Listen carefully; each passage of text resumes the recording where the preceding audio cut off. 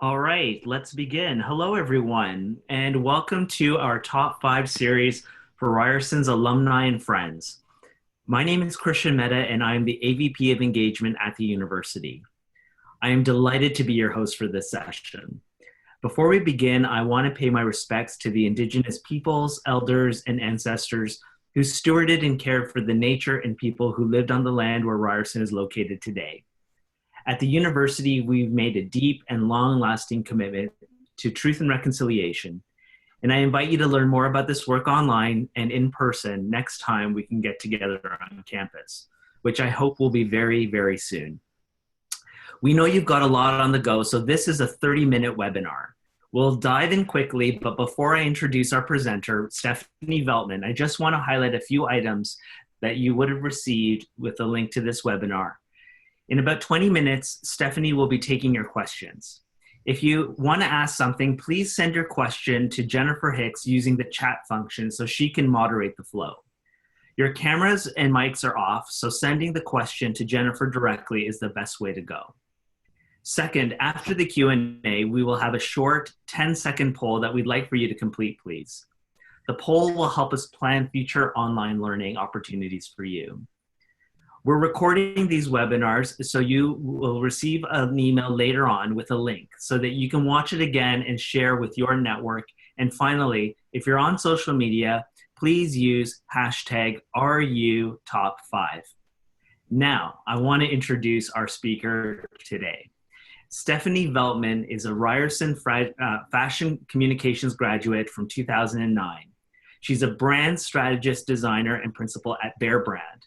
After honing her craft working at well-known national fashion and beauty brands, Stephanie transitioned into the world of entrepreneurship, building her own company, Bear Brand, delivering a lean approach to brand consulting, strategy, design, and management. Stephanie continues to actively give back to Ryerson through her leadership as president of the Ryerson University Alumni Association and the Ryerson University Women's Hockey Alumni Association. Wow, Stephanie, thank you for all that you do to support our students and our alumni.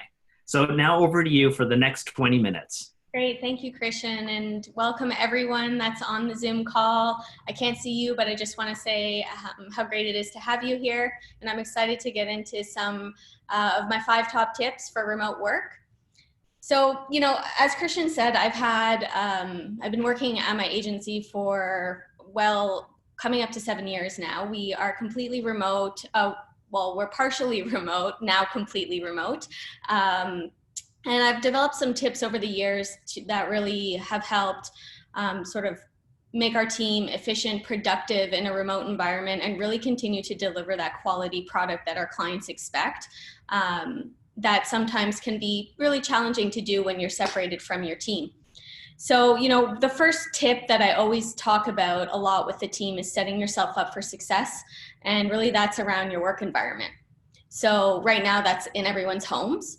And, you know, no matter if your home is small or big, it's important to kind of carve out that space where you can be productive.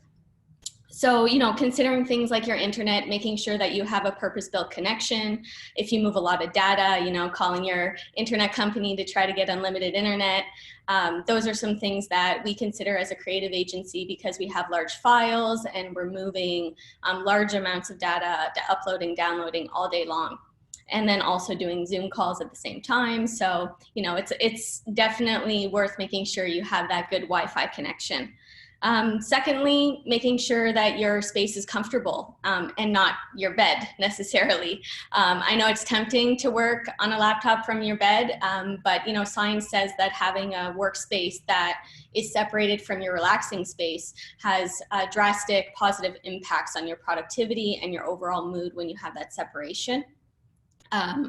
You know, when it comes to having a comfortable workspace, if you can invest in any tools that will help with that, and that can be anything from making sure you have a monitor. If you have a small laptop right now at home, it could be really hard on your eyes and your posture if you're consistently looking down. So making sure that you either have a monitor or you're able to elevate your computer up to eye level is really important.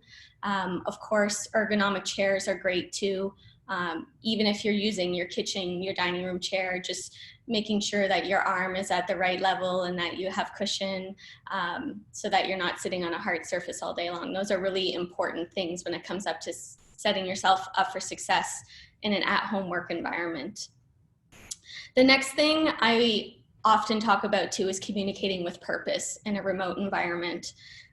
So, you know, when you work remote, a lot of nonverbal communication gets lost. I know we're doing video today and you guys can see me, but not all calls have video. And you're doing a lot of talking over chatting, and maybe doing a Zoom call, just not having video. So it's important that, you know, you let your team know who you are, show a little bit about your personality, but, you know, avoid going on those big long tangents, and remembering and respecting that, you know, you have colleagues that are also working remote, and that, you know, we want to respect their time, but also give them a clear picture of who we are behind the screen.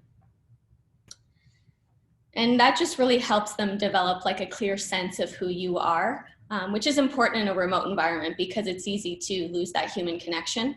So going that extra step to do that is really great for a remote team. The next thing would be around providing regular updates. So this is a big one. When you're working remote, your team members, your superiors, they can't see what you're doing on a daily basis.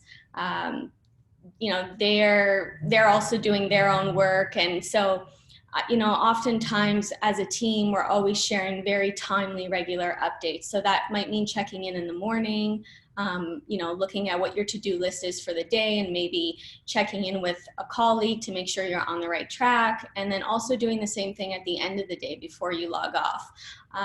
Really what this does is it helps everyone that you're working with know, you know, what you're working on. And it also removes any doubt in their mind as to the, you know, like effectiveness of your work and the value you bring to the organization. So making sure that you can arm your colleagues with the right information so that if they're asked, you know, what the team is working on, they're able to answer that. So that's really, really important in a remote environment, because you don't have that constant face-to-face touch points with your team throughout the day that you would when you're in an office. The next thing, you know, is around being resourceful. I'm sure a lot of you, you know, working from home are hearing this a lot lately. And this is a big one because, you know, when you're in an office, it's easy to just turn over and ask someone a question. It's also easy to do that in a remote environment, you know, just send a quick chat to someone. And, you know, I think being resourceful is important not only in a remote environment, but also in an office environment, because that moment that you reach out to someone, you're potentially disrupting their day or a task that they're working on. So, you know, this kind of ties into the purposeful communication and making sure that if you are going to reach out to someone, that you've done your due diligence and you've researched your question. Oftentimes, you know, in our team, we have sometimes very technical questions. And the first thing we do, and it's part of our like every day, is we go on Google and we research it. That's a big one because oftentimes Google has the answer, or at least can point you in the right direction, or better yet, help you frame your question in a way that you'll be able to get the right answer in a quick manner without being too disruptive to your teammates' day. So that's a big one. And also when it comes to being resourceful, you know, like Google might not always have the answers. And oftentimes, you know, it just means you have to go back through your email and maybe do an inbox search and to pull up all the communication about the particular task you're working on. And just make sure you read through all the documentation to be, you know, confident that nothing was missed and that you really do need to then reach out and ask someone a question. And again, you know, always being concise in your communication is important. You know, with our team, I refer to our culture as a writing culture. And that has become very, very critical to our team's effectiveness, is being able to craft our written communications very clearly. You know, it's easy to just kind of type away and not really pay attention. But, you know, going that extra step of making sure you craft your written message will get the best output from your colleagues and your teammates. So the final tip that I have today is also a very big one. It's around presentation. So presentation, whether you're in person, online, over the phone, presentation is everything. It sets people's perceptions. It helps them receive the information if it's well presented. And even more importantly is presentation internally with your team. Again, about respecting everyone's time. You want to make sure that if you're commanding someone's time and having them review some of your work, it's going to go a long way for you to put the extra step and effort in crafting your presentation so that it's well received. Our brains are hardwired to find mistakes in our environment. That's human nature. And in a remote environment, it can be challenging to present your work in a way that your idea is able to shine. We present a lot of creative over Zoom calls, over team calls. So, our team, it's one thing to create the creative, but then spending that time to put your creative into a presentation, it may seem like it's make work, but it's so incredibly important to the people who are viewing your work so that they can be kind of focused on your idea and not on all the little inconsistencies and, if they're opening the file and you have to zoom around. So, those are some big considerations for our team. And a little part about Ryerson here is in my first year of fashion, that concept of presentation was drilled into us. We had every creative project in our first year at Ryerson. We were graded on how we presented the work, right down to like how we wrote our name on our artwork. And I remember first year, I didn't really appreciate how important this was. And what I can say now is it's become a key pillar of my success and also our team's success. We present a lot of work over Zoom to clients, and it's a cornerstone of what we do is spending that time and going the extra step to craft your presentation. I have a few tactical tips on this. One thing with presenting work through email. So let's say you're sending something through email to a colleague or a client. You have your attachment, but then you also have your email body. And what we always like to do when we're presenting work is, set the stage for the work and avoid trying to do that in paragraphs. I know it's tempting to just kind of write a paragraph to set the stage and do a bit of storytelling, but no one wants to read paragraphs, especially not in email. They want to get to the point. They want to understand what they're looking at. So, embrace bullet points, embrace formatting, bolded text, try to keep your sentences really short and tight, and just kind of take the user through what you want them to experience. That's really great when you're sending stuff through email. The other thing that we do a lot internally over here is when we're going to save our work. So we save a lot of work in PDF format. We go the extra step of setting our PDF settings. I know it might seem silly, but going up in the file menu and going to PDF properties, and then making sure that you set your magnification and how you want your pages to flow. Like for us, if we're presenting something that is going to live side by side, then we might do 2-page up when we're presenting something, and maybe do it full screen so that when the user opens the PDF, they have a similar experience to what they would in real life. So, whenever we discuss things internally as a team, it's always about putting yourself in the viewer's position. So, if I'm sitting here and I'm receiving your work, what's the experience you want me to have? And so, always thinking about that when you're presenting your work, whether it's externally or internally, will be really great for you to thrive in a remote environment and really show the value and your thinking when you're presenting your work.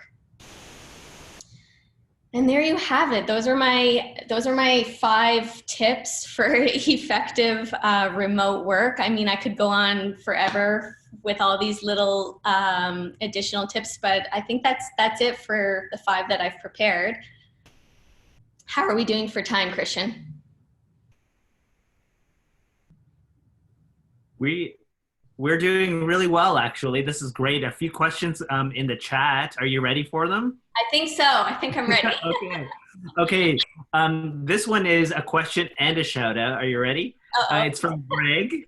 Can Stephanie share some thoughts on onboarding and integrating new team members in a virtual environment? And here's the shout out. Here is the shout out for her for actually starting the women's hockey team, which is so successful now, which is absolutely awesome. Thank you. Thank you. Thank you. And also, great question. I actually have experience with this very recently. We hired someone on before we ended up in this situation. So I was faced with this challenge of how do you onboard someone when you're 100% remote?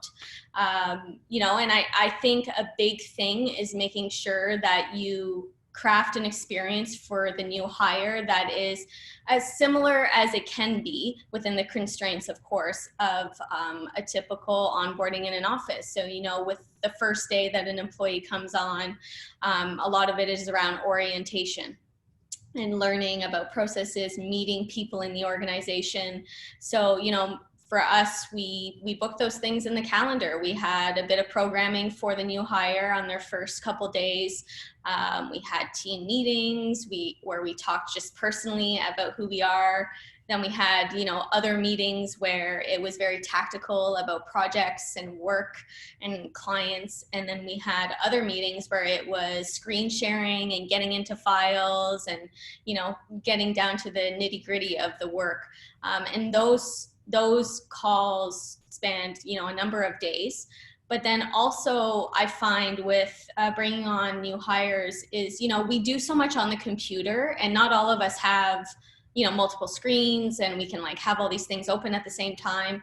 So paper is still great for a lot of things. And one of those things being a reference guide or some sort of material that you can give a new hire, whether it's just a cheat sheet of where your, what your file structure is on your server, or, if they're filling out, client documentation, having a bit of process written down for them, something that they can reference, I find is important in a remote environment because it's easy to just chuck things on file servers and, tell your team, oh, just go look here, go look here. But for someone that's new and is learning so much every day, it's helpful for them to have something beside their computer that they can just look over and flip to and reference. That's great.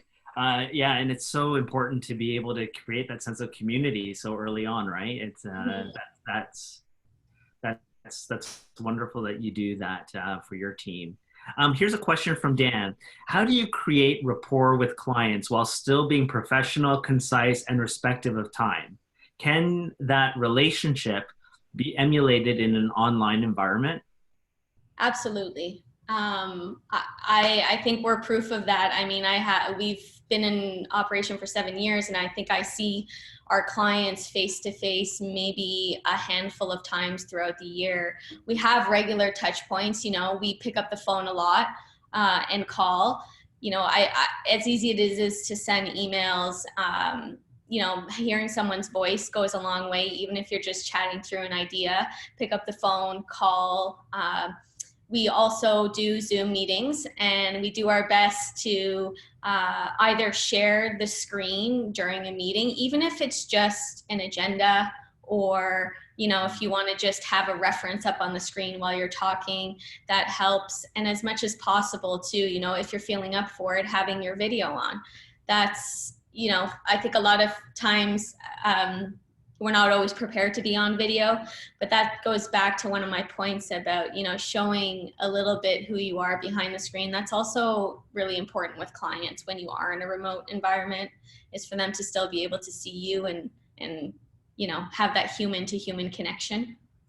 Well, it actually dovetails nicely into a question from Angela about, is it acceptable just to use video, or is it kind of implicitly understood that if you're using Zoom or another platform that you should be using video over audio?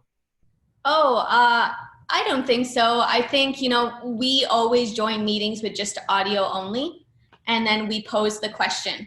or we take our client's lead. Sometimes some of our clients, they'll just come on video.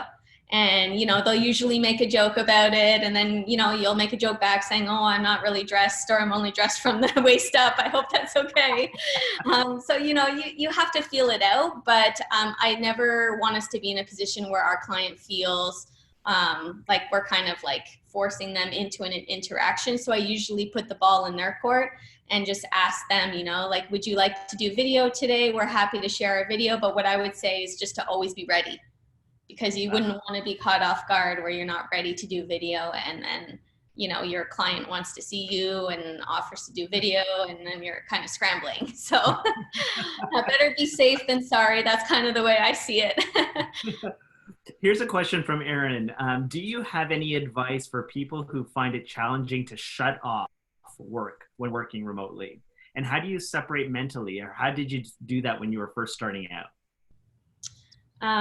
That's a great question, and it's still something I struggle with to this day. I've been working out of my house for 7 years now, and it's a Toronto condo, so it's space constraints, and it's every day is different. Some days are harder than others to really disconnect and step away, but figuring out what things work for you, it's different for everyone. For me, it's shutting off muting my computer, so that I don't hear any notifications, emails, nothing like that. In the evenings, I usually leave my phone in another room, so that I don't have it beside me. I try to basically stay away from computers, whether it's my phone, my laptop, or my desktop computer, and just making sure that you're doing those things that feed your soul, and carving time out for that. For me, it's cooking, it's going outside, it's spending time with my dogs, but just really respecting that time in the evenings.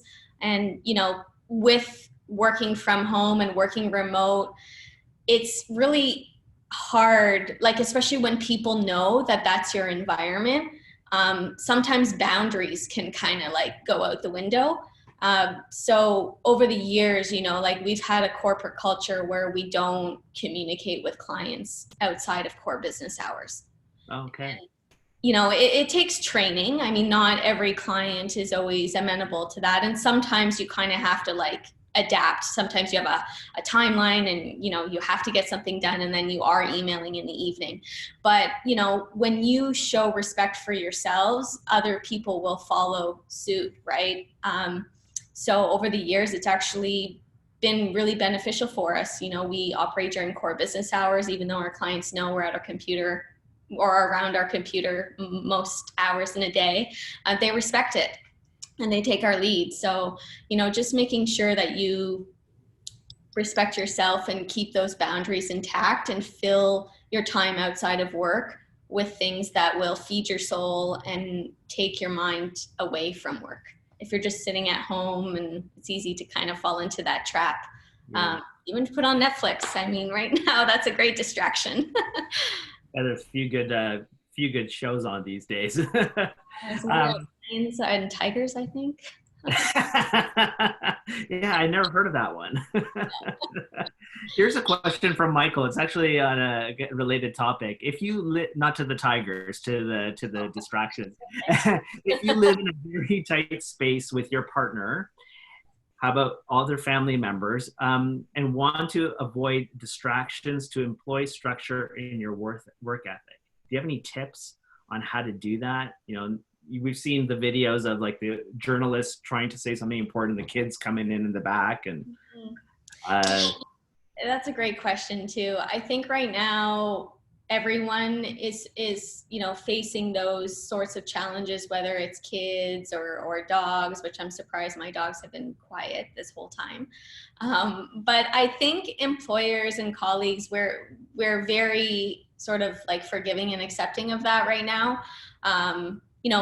It's important and really beneficial for connections when people can really get a sense of who you are. So, as inconvenient or as it might be if your dog is barking or disruptive if someone's coming into the room, just, accepting that for what it is, just taking a moment to kind of ground and organize the chaos a little bit, I think is fine.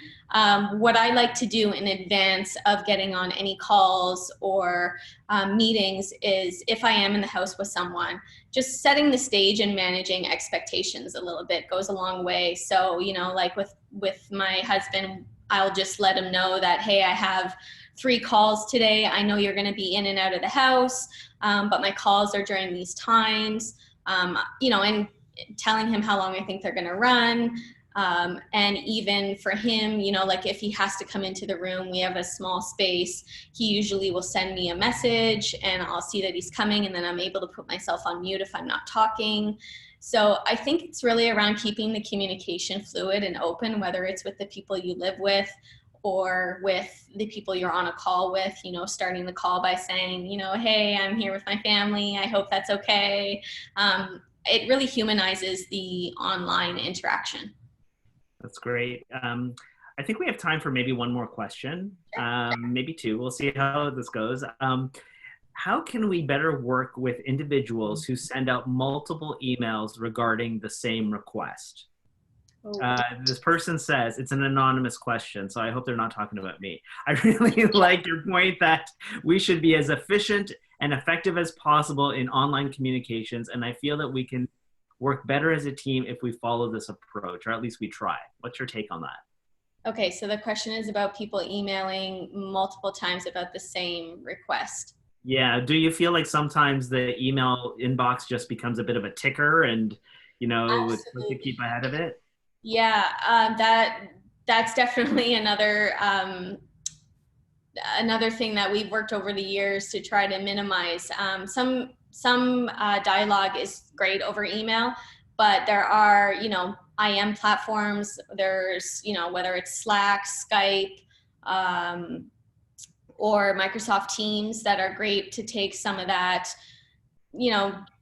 quick response dialogue out of email and onto a chatting platform is something that we've adopted over the years and has been really great for keeping our email inbox at reasonable levels.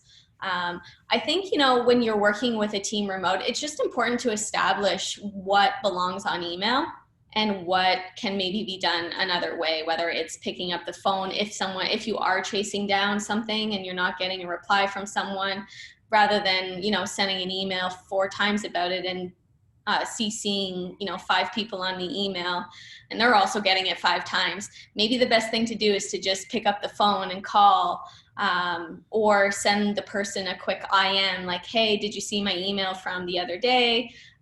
But definitely being respectful of people's inboxes is important. Because like I said, it's easy to just kind of fire off everything and cross it off your to-do list, but someone has to read it and spend the time responding, right? So being selective about what you do on email, what you do on IM, and then what you do on the phone. Well, listen, Stephanie, this has been an incredible half an hour. Lots of learning already. Yeah, believe it or not, I've taken lots of notes myself on ways to improve a working from home environment for me. Thank you for your time and your leadership, all that you do. It's been a real pleasure to have you on.